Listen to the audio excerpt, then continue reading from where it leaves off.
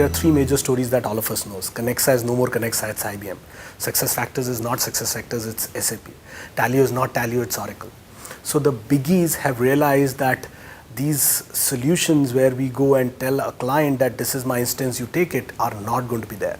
Everything is going to be on cloud. All these major technologies are going to be available on demand.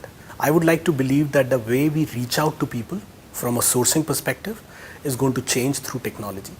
Either you can say that there are standard ways of Facebooks and LinkedIn's. I'm not talking about that. I'm talking about much more niche ways through which people will be reached out. The way you look at employee referral systems is going to change the whole process and system.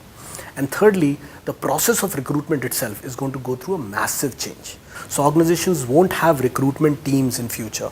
I see recruitment program managers in future who will be managing programs for recruitment rather than running recruitment in a classical sense of managing CVs, lining up people, doing interview. Second, going to be in learning space. The way people learn is changing fundamentally, and it is not going to be about e-learning. It's going to be about peer learning. It's going to be about learning from what is happening in the lives and workplaces of others and not only yours. Everything available on the web. So learning is going to go through a major transformation, and gamification is going to play a major role there. So people have started enjoying or learning through games than in standard formats.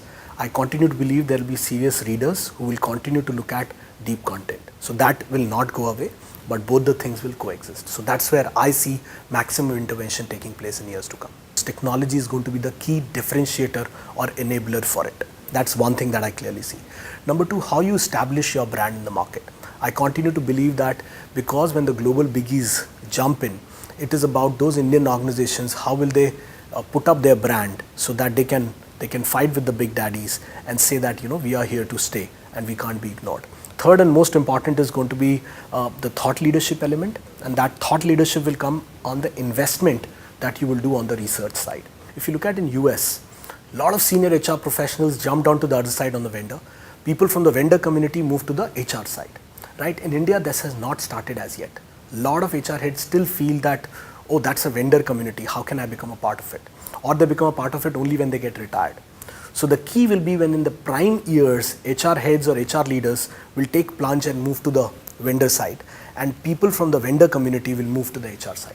When that healthy cross-pollination happens, then you truly see leaders on both sides. So I go to Accelerate, I go to IMI, I go to MDI, everywhere my spiel is that if you want to build a strong career, don't look at only the internal HR career, but look at the sales HR, look at the program management side of HR, and those will be the profession in HR which will be the better paid, high visibility, great impact profession.